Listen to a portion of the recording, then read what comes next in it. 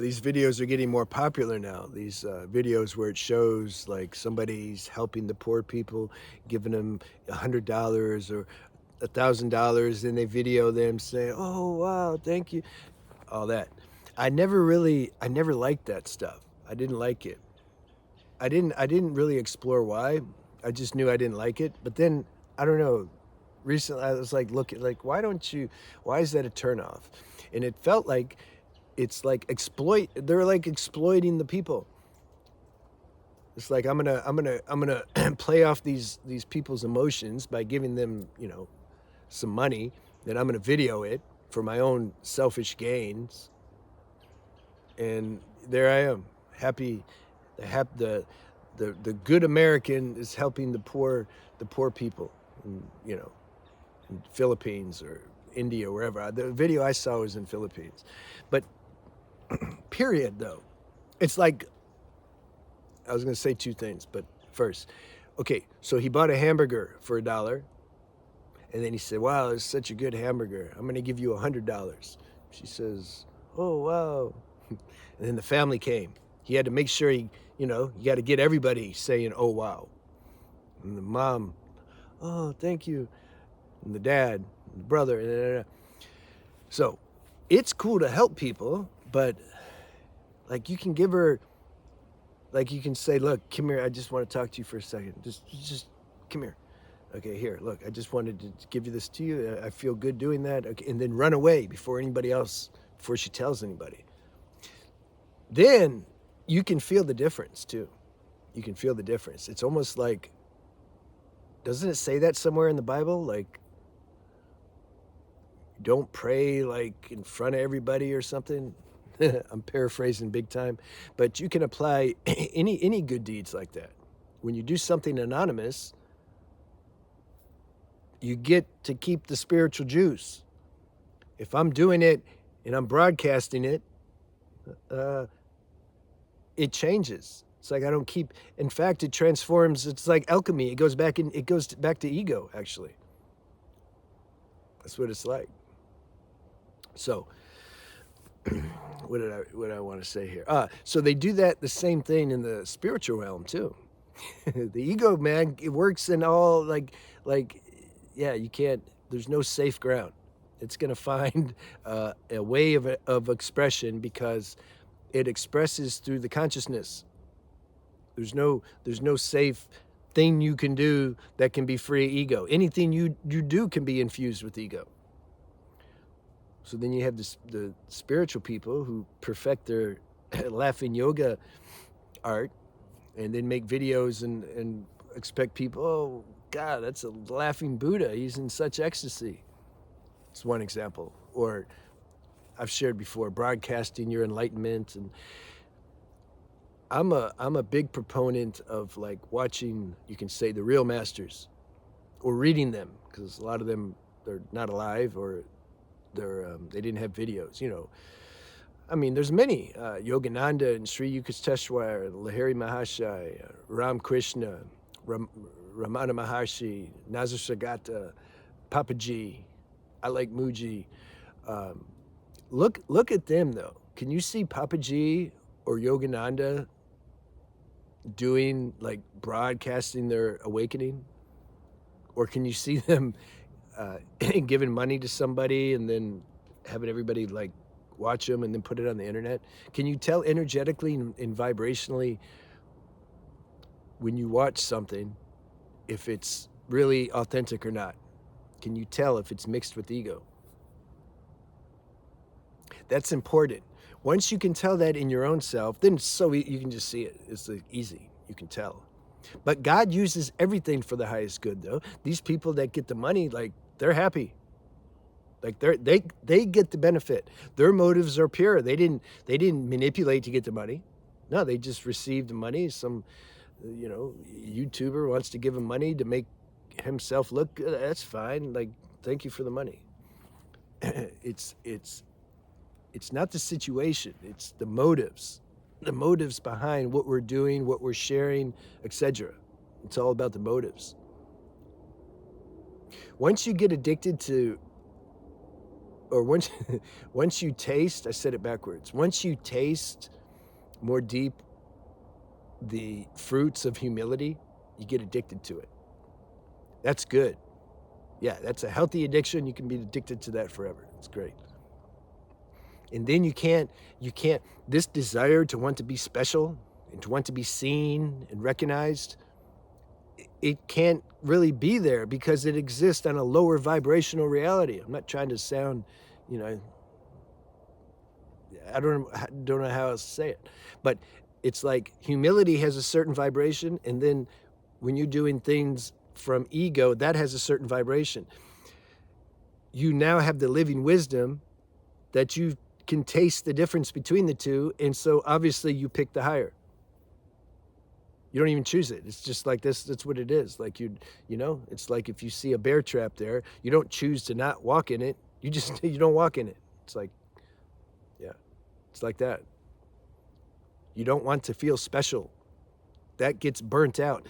But you might have to go through a period. First, if you do want to feel special, own that. So you know what? There's some karma there. There's some egoic tendency, some arrogance at like, yeah, I want to feel special. And you can't solve that through therapy. It's not like you go to therapy and you say, okay, why do I want to feel special? Must be some insecurity there. Oh, I probably got that from my mom or dad because they used to say I wasn't good enough. And so now I'm trying to overcompensate and I need others to tell me I'm special. Like, it doesn't matter. Your understanding of how it doesn't matter. It's karma, period. Those are your shortcomings that you want to transcend, because when you do, the light of your real being can shine through more, this human this human experience, and you enjoy it more. It's true. Because sometimes people would say, oh, you just want to wake up because you want to get out of pain. Well, yeah, like, what do you mean? Why else would you be, what else, what are we doing? What's the motive? Why else would you want to wake up? That's why the pain's there. If the pain wasn't there, nobody would ever wake up. God's running this show. He put all this software there, and he has all the backup uh, contingency plans installed. If the person acts a fool too long and doesn't seem to suffer, life's going to hit them. They're going to suffer, and then they're going to somehow want to transcend that because they don't want to suffer anymore. So they want to wake up to their true nature. That's normal. That's natural. But the more humble you are, the more deep the serenity is, the less special. You don't want to feel special anymore. Special, it's like this excitement feeling that when I used to want to be super special, like not just special. I've shared before, I wanted to be an actor, and I wanted to be so good that if people watched me, they'd pass out. That's how good I wanted to be. That's yeah, beyond special. So I know what that is, but that it's a very Rajistic, to use Sanskrit word, excitement, restless vibration of seeking, like, I want recognition and to be special. That can happen on very gross level or subtle level. So I was starting to say earlier, accept that. First, recognize it. Nowadays, it's trendy to bypass everything. I do my sadhana. Nothing exists. Well, I felt some tendency. Oh no, don't look at that. Don't exist. Yeah. Are you doing that?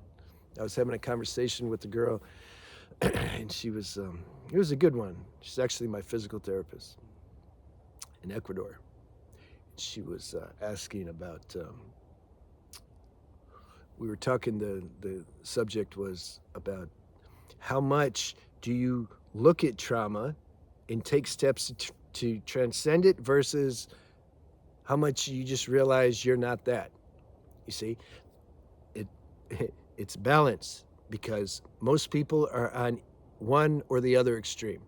The non-duals are on the extreme of just bypassing everything, nothing exists. Okay. And then you have the other extreme where it's too much attention on, like, the human level, because there's no end. There's always something more to uncover, and you can go deeper and deeper, and you can end up just going deeper into the mind. It's chaoticness. So, but where's the balance? Because there's balance. Intuition has to guide you. Because that was the question. She asked, well, how do you know though? Are you at a, how do you know you're at an evolutionary point to where you can kind of call off and stop using the different trauma methods and tools that they have now? They have everything that's become merchandise too. Everything becomes merchandise.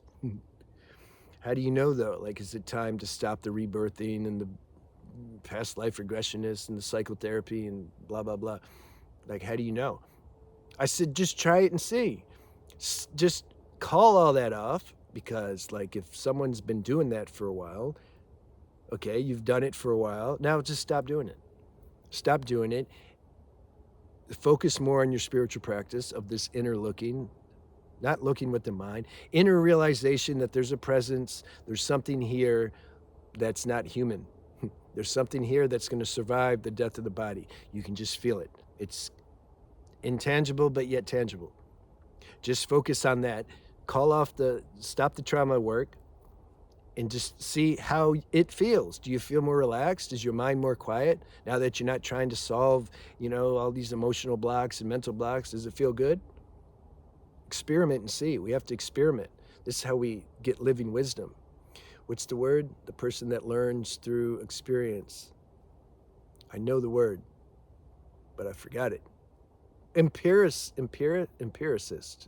Is that what it was? You guys know. I'm that. I don't like school. I don't like formal education. I like to learn via experience. Empiricist, isn't it? Yeah. Then you know that you know that you know, and it just doesn't matter if somebody says, no, that's not true. You say, okay, I know. It's okay. Yeah, this is the best knowledge. And life gives that knowledge. So trust yourself more, and trust that life, it's giving you everything. Like, you don't need to go look for challenges and I'm going to go test myself. That can be a big justification. I know there. I have a guy. Um, yeah, I known him for a long time, and so he had trouble with, like, he liked girls, right? It's normal, natural. Um, and he would go into these situations where there's like these kind of wild girls, and he'd justify and say, no, I'm just doing it to check myself. I just want to see, like, am I like good? I said, that's not why you're going, man. You're going to get dopamine stimulation. That's why you're going. You still like that. You still like playing with that. So what I'm saying is, you don't need to go prescribe your own tests. Life will give you all your tests. The show runs itself. I keep saying that. All right, I'll see you soon.